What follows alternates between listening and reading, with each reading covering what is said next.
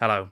After 3 editions, Warhammer Fantasy had become a phenomenon, and Games Workshop was becoming an efficient miniatures manufacturing machine. Fantasy board games had hit the mainstream, and with new shareholders, there were demands for new markets. How could GW possibly make their grubby little game into family-friendly fare?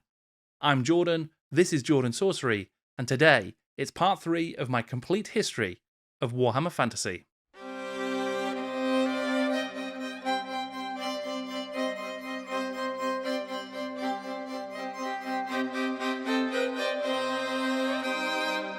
Warhammer Fantasy was on the path to becoming a household name, and its next evolution would aim to simplify rules, lower barriers to entry, and make things all round more accessible for this hobby. Look out kids, Games Workshop's coming for your pocket money. This is part 3 of my series on the making of Warhammer. I'm covering every edition, the creative talent involved, and the business decisions behind the greatest story in wargaming. If you haven't watched the first couple of parts, well, phew, you're still in time. Check out this playlist right here to catch up with the story so far.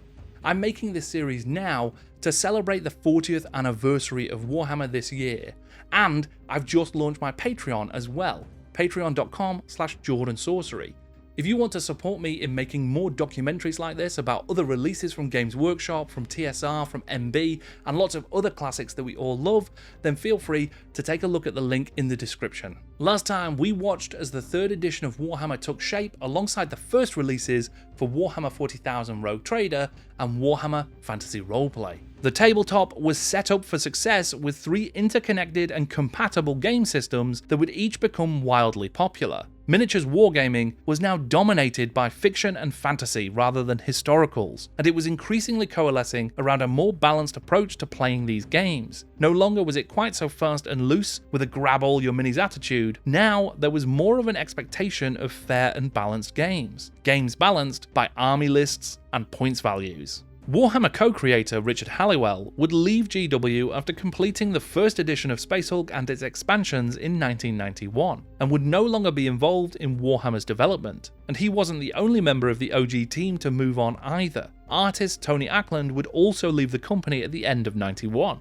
as would the original driving force behind the game's creation, Brian Ansell. Ansell, the brilliant business mind behind Citadel miniatures thus far, had taken over from Games Workshop founders Steve Jackson and Ian Livingston in 1985, and reoriented the company around miniatures manufacture and in-house wargaming rules. Board games and third-party RPGs were early victims of this new direction, as was White Dwarf's industry-wide coverage. Games Workshop's magazines and stores were now dedicated to Games Workshop products. Like Jackson and Livingston before him, Ansell had steered GW to become the leading light of a new industry, and just like them, his time at the helm would come to an end. In 1991, he was bought out, leaving the company for good as new CEO Tom Kirby took it public. Now it wasn't just gamers to keep happy, there were shareholders.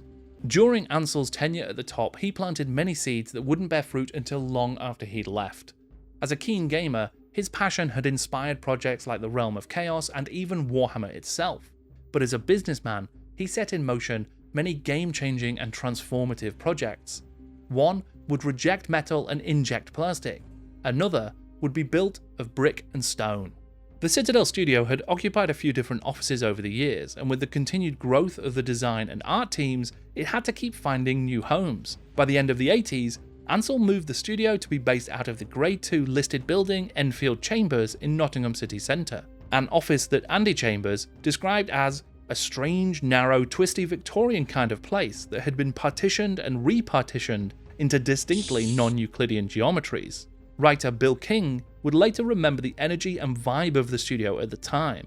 It was a pretty wild place. People would sleep on an old battered couch in the office and work late into the night. There was a buzz to it. Things were taking off. Warhammer was breaking out. People were excited by what they were doing, and there were a lot of smart, talented people about. In 1991, the operation moved to a new site, Castle Boulevard, a more modern and airy office space with fewer nooks and crannies. On his website, Lost Decade Miniatures, former heavy metal studio painter Dave Perry has shared some pictures from inside the studio at Castle Boulevard.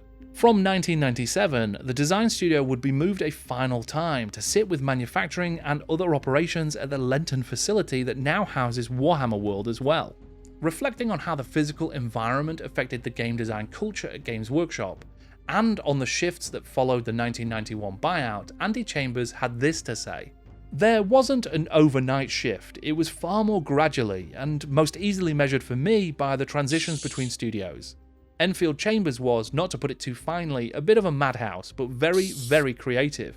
It was the realm of chaos. Castle Boulevard was bigger, more professional, and very dynamic, but attention was exclusively focused on the big selling systems and races, as the relationship with the stores became ever more apparent and important. We did all our best work there, in my opinion. It was the Great Crusade. Finally, the studio moved to the Lenton Lane site to integrate more fully with manufacturing, retail, and administration divisions. Procedure and paperwork became paramount. Long-range plans and campaigns were hatched. Meetings were held about meetings. Huge victories were won, but all under a weight of existential dullness. We had arrived at the age of the Imperium. Well, that makes the clouds over Games Workshop future seem heavy. At least before he left, Brian Ansell would pioneer one last innovation that would make things lighter. A change that would allow more impressive miniatures, grander armies, and life-changing box sets. He would usher in the age of plastic. Working with the former head of plastics at Matchbox, John Thornwaite, Citadel's first foray into plastic miniature manufacture would be with a range of 60mm fighting fantasy releases. This range was apparently a challenge to produce and never really sold well, but they acted as a good testbed for what would follow, and what followed would get some interesting branding. The first plastic Citadel sets for Warhammer were described as psychostyrene dwarfs. After this came a set of drastic plastic orcs. Both ranges came at the price of 75 pence for 3 multi-part models, a steal at thrice the price. In the spring 1986 Citadel Journal, GW staffer John Stallard explained how these fancy new plastic minis could be worked with. Polystyrene glue is sufficient, and some slight trimming on the body to remove mold lines may be necessary for the purist. They cry out to be converted and experimented with. Their cheapness means that even if the conversion goes wrong, it really is only pennies wasted. Psychostyrene and drastic plastic are the vanguard of some stunning new products. They give you the opportunity to fight those battles you always dreamed of.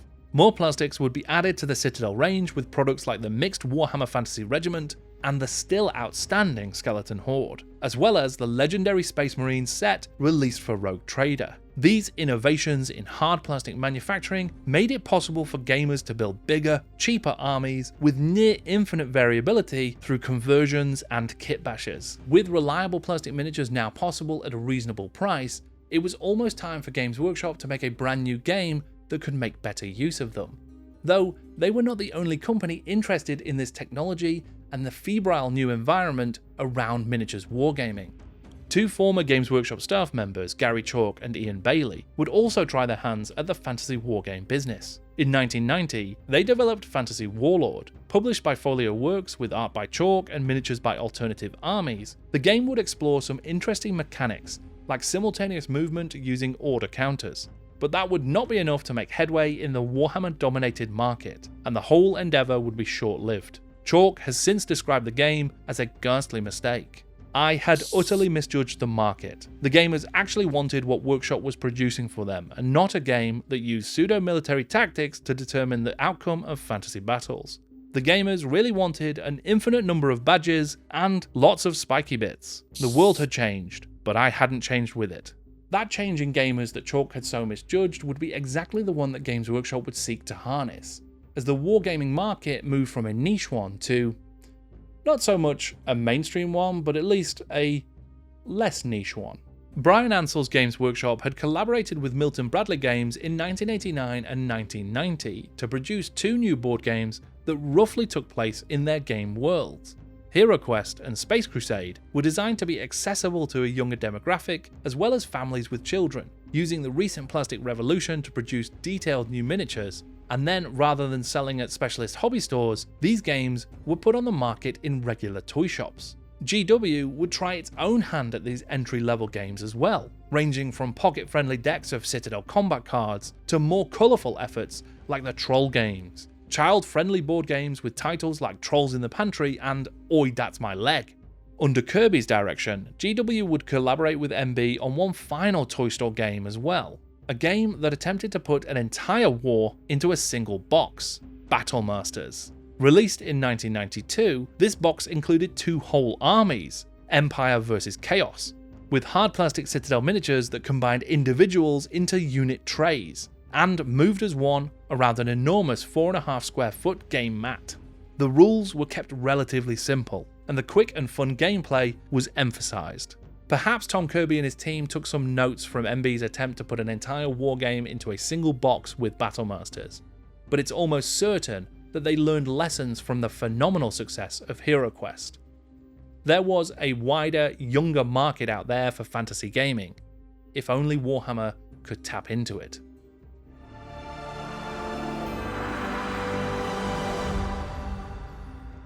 In 1992, the 4th edition of Warhammer was released, and boy was it a whole new world. Building on the recent success of Space Marine, this edition would help to consolidate the way that Games Workshop would package and distribute its games going forward. Instead of producing a single book that aimed to cover the entire game in one place, now they would look to create an introductory experience to the hobby, a starter set. Inside the box, there were 3 books, 2 rules reference sheets, weapon and monster templates, 2 push-out card buildings, a set of pristine white d6 dice, artillery dice for those prone to misfiring war machines, a selection of magic item cards, cardboard standees to represent those big weapons of war and monstrous units that you might add to your army later, and something else that I must be forgetting. Oh yeah, over 100 plastic Citadel miniatures. 2 playable forces, 40 honourable high elves, and 64 gorgeous little goblins. The development team for 4th edition included Rick Priestley, Andy Chambers, and Bill King. Rick Priestley had, of course, designed and written the 3 editions of Warhammer so far, working with Richard Halliwell and Brian Ansell, who had now left the company. Andy Chambers had joined GW via a job in the mail order department in the late 80s, before he secured a position working on White Dwarf. His articles providing new rules for Epic opened the door to a role in the game's design team for the system itself, before he then got the chance to work on this new version of Warhammer. The other new designer, William Bill King, came to Games Workshop as a fiction writer, having published a few short stories in Interzone magazine. The fantasy and science fiction magazine was established in 1982, and then editor David Pringle took a liking to King's stories. The magazine and its editor would actually go on to be essential components in GW's repeated attempts to push into fiction publishing, namely 1989's GW Books line, for which King would write the first stories featuring Warhammer legends Gotrek and Felix. You're probably sick of hearing me say this by now, but this is a story that deserves its own video. It is fantastically interesting how GW attempted to move into fiction, where they succeeded and where they failed. Suffice it to say for now, that these stories at the time helped to shed light onto the darkest corners of the Warhammer world, introducing new characters that would last the test of time. For his part, King saw an opportunity to get even more involved with Games Workshop. At a book publishing event, he saw Brian Ansell, walked over to him, and told him that he was writing short stories set in the Warhammer world. Then he asked him for a job, and Ansell said yes. King remembers, "I ended up as a developer during my next stint at the design studio, a couple of years in the early 90s. I did a fair amount of writing and playtesting on Warhammer Fantasy Battle and Man of War. I contributed to a few of the early army books. I was the first person to ever lose to Jervis Johnson in a published battle report. Now there's a real claim to fame." As well as Priestley, Chambers, and King, there were many personnel involved in the development and testing of this edition, including Nigel Stillman and Jervis Johnson, who would both go on to write their own supplements for this version of the game. And of course, there was the involvement of the ever-present keeper of Warhammer's very soul, John Blanche. The rulebook provided updated and streamlined rules as well as a very simple set of points costs so that you could start playing with rudimentary army lists for most races almost immediately. There was also a lovely new bestiary. Though not as complete as we had previously seen, this one did include a new map of the Warhammer world and simple entries for everything from the races of men, dwarves, high, dark and wood elves, plenty of info on orcs and goblins, the undead, the Skaven, and a meaty section on the forces of chaos. Most units just got high-level descriptions and stat lines, things like man or orc, but there was enough diversity to field different types of goblins or demons from each chaos god, and there were more detailed rules for specific things like animosity and the undead force's inability to march. The third booklet was a scenario, the Battle for Morgthron Pass. This was a pitched battle that would see the classic regiment of renowned goblin warlord, Grom the Paunch, return with a mighty horde of goblins to plague the High Elves. Amongst the magic item cards that were included in the box, there were fun things like the mummified claw of a dreaded, long-lost Lich Lord called Nagash. I'm sure he won't be a problem in the future. And that does exactly what it's called, Dark Mace of Death. This box really was an amazing starter for Warhammer. It was just enough of an introduction to get you on your feet, to start the addiction. You almost immediately would want more, but you could really start playing with just the things you had in the box. Those two forces, they weren't really armies, but they were amazing miniatures and it was terrific fun. I am pretty certain as well that any person who owned a copy of this game will have made distressingly firm contact of the elbow, forearm, hand, foot, or perhaps all of those body parts with 40 goblin spears. That extremely painful introduction to the hobby was the real deal. Amongst the simplifications and refinements in this edition was a change to the standard stat line. Earlier editions had characteristics leadership, intelligence, willpower, and cool, used variously for psychology and spellcasting. Now, these would all be powered by just that leadership value alone. Magic itself would be significantly changed, but the core box only really included magic weapons. Spells would come later on in their own expansion box. Combat stayed largely the same, but the way that victories and routes worked had been updated so that fights could be won more quickly. Odds to hit were improved and break tests were made more difficult to pass. Plus, an entire unit could be wiped out if caught by a pursuing enemy. More combat bonuses were available for units that attacked an enemy in the flanks or in the rear. In earlier editions of the game, there had been an opportunity for units that hadn't entered combat to move again in a reserves phase at the end of the turn sequence. What Rick Priestley was trying to do with this edition of Warhammer was simplify all of those kinds of odd rules. He removed that reserve phase completely and allowed you to march your units in one movement phase. If you weren't going to enter combat, you could just double their move. Those were exactly the kind of simplifications he was looking for throughout the rule set. In White Dwarf 154, Rick Priestley explained his rationale for some of these changes in the new edition. The old book had appeared rather dated for a while. The Warhammer book had always been a bit of a maze. Since it was produced, we've learned a lot more about how to present games to make them better, in a more easily understandable form.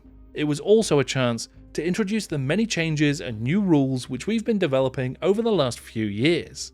The new box set was reviewed in TSR's RPG magazine Dragon issue 189 by Robert Bigelow. The box set is well worth the money it costs. I am hard pressed to find any serious flaws, although there may be some lurking in the big battle rules. The system will take time to learn and play, and my highest compliment is that I'm going to have to get another set. In 1986, John Blanche had become the art director for Games Workshop, leading the art and heavy metal painting teams. By the time of the Castle Boulevard move, a new young painter had joined the team and proven his skill. Mike McVeigh would become the new lead of the heavy metal team.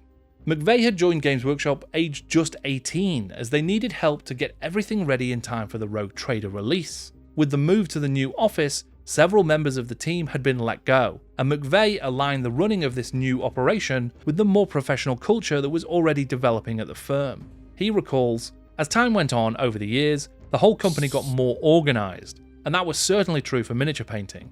The whole studio move was a brutal experience, and lots of people didn't make it. When we got into the new place, we started rebuilding the team, and I ran it properly for a couple of years. It was a different place by then, much more organised and formal. We worked in an open plan office, so we weren't hidden away like we were in the original studio. That place was like a rabbit warren, and you could get away with all sorts of hijinks." In time, McVeigh would go on to help redesign the entire range of Citadel colour paints, and become perhaps Games Workshop's greatest ever diorama maker. But in the short term, he would lead his team to align their outputs more closely with the emerging needs of the business. With the availability and cheapness of new photographic technology and full colour printing, it was now possible to show more Citadel miniatures off in all of their glory. And there was a desire at the top of the organisation to make things appear more accessible and child-friendly. This would all lead to a period of, for want of a better word, colorization. Dave Perry, a former heavy metal painter, remembers the shift that happened around then. Games Workshop was, at the time, transitioning to a more mainstream, commercially successful business model, and the Disneyfication of its core imagery proceeded apace, despite the best attempts of like-minded design studio staff to cling to the darker, grittier past. The reality was that they were the relics. This would become known as Games Workshop's Red Period. Boxes, artwork, and of course miniatures would all feature eye-catching shades of red, and more red, along with bright yellows and goblin green bases as far as the eye could see. A far clearer GW house style became apparent, and though there would be many amazing miniature sculpts and paint jobs in this era, there would also be stuff that was maybe too red. Bill King had described the Warhammer world of the late 80s as a combination of wild Moorcockian fantasy with a certain grubby realism. By the time of 4th edition, that sense of the world had begun to change. Two artists increasingly came to define the 4th edition of Warhammer, Jeff Taylor and Dave Gallagher. Both are tremendous illustrators who have produced many magnificent pieces for Games Workshop. Taylor's cover for the Warhammer box is epic in scale and intricate in detail, an iconic image. Whereas the cover art for previous editions had focused on the grim perils of brutal hand-to-hand combat, many of these works would prefer to show somewhat glamorous, magnificent, ferocious face-on images of the epic heroes of the Warhammer world, highly dramatic poses in the moments before epic armies would clash. The other common thread through many of the full-colour illustrations during this era is just that, how colourful they were. Radiant, shining armour, vibrantly glowing uniforms, shockingly eye-catching weaponry and beasts. Alongside the large-scale pieces by Taylor and Gallagher, the many works of the 4th edition were graced by countless beautiful illustrations by John Blanche, Mark Gibbons, and Wayne England, amongst others. Together, this team were able to hold on to at least some of the brutality of the earlier Warhammer world, as well as heightening the fantasy and introducing a wealth of fantastic new designs and compelling visual storytelling. Over the course of the early 90s, White Dwarf would complete its metamorphosis into a new kind of magazine. With all of the third-party coverage now gone, there was more space to spend on news from Citadel and Games Workshop, breakdowns of new products, previews of things on the horizon, rules extracts from those recently released rules books, hobby guides, heavy metal showcases, and even the occasional scenario just like in the olden days. And of course, there would now be regular battle reports that put the core GW games under the spotlight. In issue 153, the first 4th edition battle report would appear, Nigel Stillman versus Bill King, as a task force of dwarves take on an increasingly rare sight in the Warhammer world, the Bretonnians. By the end of the 4th edition era, there would even be a compilation of White Dwarf battle reports released, Warhammer Chronicles, which would also come with some extra card buildings to cut out and assemble, as well as some extra magic weapon cards. A second Games Workshop magazine would emerge towards the end of the 4th edition era as well, drawing on a classic Games Workshop name, the Citadel Journal, designed to be a source of new rules and ideas in a world where White Dwarf consistently didn't include those anymore. The first issue opened with this introduction from the editorial team. The journal is 48 pages of raw gaming material. You won't find any adverts or catalogue pages here. They're all in White Dwarf. That doesn't mean you shouldn't be buying White Dwarf as well. Where else would you get all the latest news about your favourite pastime? That said, the journal is designed to fill a gap, since White Dwarf has had its work cut out covering all the new games and model ranges. Over its lifetime, the Citadel Journal would publish countless amazing, inspiring, incredible new rules that were often dubiously balanced. Stuff like a full Norse army list, or an entire set of Warhammer Siege rules, even a complete undead fleet for Man o' War. Man o' War, I loved the Citadel Journal. An awesome magazine. 4th edition Warhammer received an extensive range of supplements during its lifetime, many of which took a form that's now ubiquitous, but at the time was quite unusual. But first, there was Battle Magic. Warhammer Battle Magic had every token, template, and magic item that you could possibly need. But more than that, it included spell cards for all the schools of magic that you'd encounter in the Warhammer world. As well as the 8 winds of magic, like Bright and Jade, there was also necromantic and chaotic, War and Skaven magic. Wonderful stuff.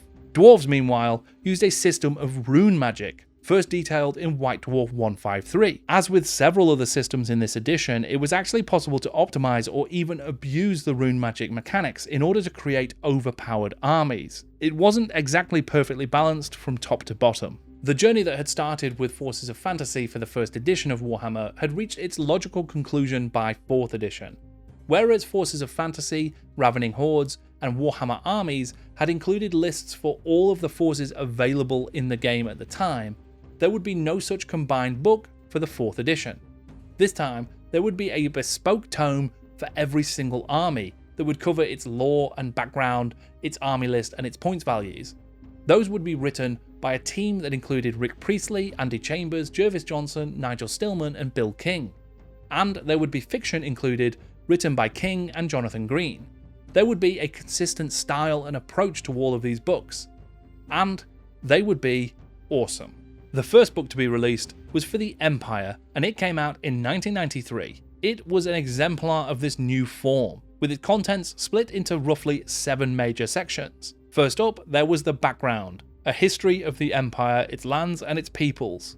Then there were the new special rules for things that were introduced to the game in this book. After that, there were brief tactics, and then a colour section full of outstanding heavy metal miniatures. The army list or bestiary came next, with unit-specific descriptions and lore that explain what and who everything in this army actually are. Then it's the army list that tells you the stats, minimum unit size, equipment options, and points cost for those regiments. Also, we get to see the army selection rules for 4th edition. Up to 25% of your points can be separately spent on war machines, monsters, or allies. A minimum of 25% must be spent on regiments, and up to 50% of your points can be spent on characters. I bet that won't cause any problems. The final section in the book covered characters and special characters, famous people from the army's history. The release model that would emerge from the invention of the army book would be one that was interesting, if a little inconsistent for the rest of Warhammer and indeed 40k's life. For 4th edition, there would be 9 army books released covering the aforementioned Empire, Skaven, Orcs and Goblins, High Elves, Dwarves, Undead, Chaos, Dark Elves, and Wood Elves. There was also a slightly unusual White Dwarf Presents Chaos Dwarfs book, which took a load of articles from White Dwarf, mostly written by Rick Priestley, that covered an array of Chaos Dwarf topics like background and stats, and then mashed them all together into a not quite army book. Chaos Dwarves would actually be plagued by never quite getting recognised as a full army for the rest of Warhammer's life, but they would return triumphantly before the end of time.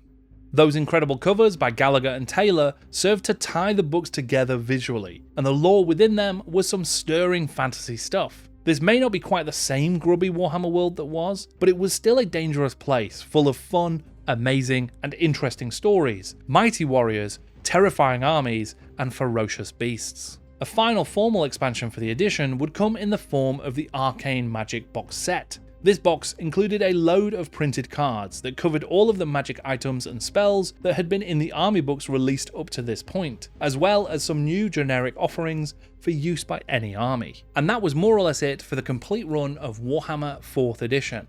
Armies had become more ordered and defined. The lore had become more formalized and consistent. Art and miniatures were more colourful, and the rules were more simple and accessible. In more recent times, Andy Chambers reflected on the changes from those first iterations of Old Hammer to this new era. He said, "The second generation is shinier, stronger, faster, and superior in every regard save one, and it's an unfair criticism to level, but it simply can't be as original." Whilst I'm sure there's plenty of debate to be had about that view, I will quickly share mine. This edition was where I started with Warhammer. This was my original. I was one of those kids that Tom Kirby and his team so successfully targeted. The accessibility, the simplicity, the outright audacity to try and put all of that amazing Warhammer goodness into a single box, it really worked. It sank its sharp, griffin-like talons into me, and it just never let go. That box offered a fantastic doorway onto this incredible world of Warhammer, a place full of uniform high elves and garish goblins, and I was eager to step through it. That doorway though would let some other stuff through as well. The increasing focus in this edition on heroes and wizards, special characters and spellcasters would see them come to dominate and unbalance the game over time, and the next edition would only make things worse. We were well and truly in the era of Hero Hammer. So that was part 3 in my series on the making of Warhammer. I hope that you've enjoyed it.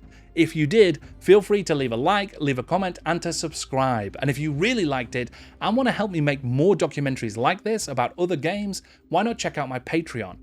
You can expect to see the 4th part of this series, where I'll be covering the 5th edition of Warhammer on the channel soon. But before that, I'll be releasing a video on the history of fighting fantasy, the gamebook series by Steve Jackson and Ian Livingstone. But I'm not just going to lay that history out for you. This will be an interactive quest where you are the YouTuber. Thank you very much for watching. I'm Jordan, and this is Jordan Sorcery.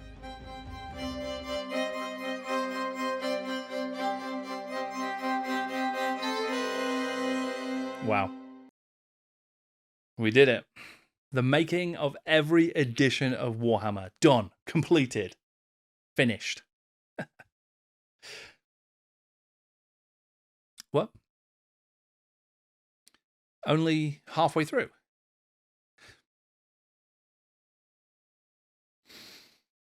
Foot of Gork.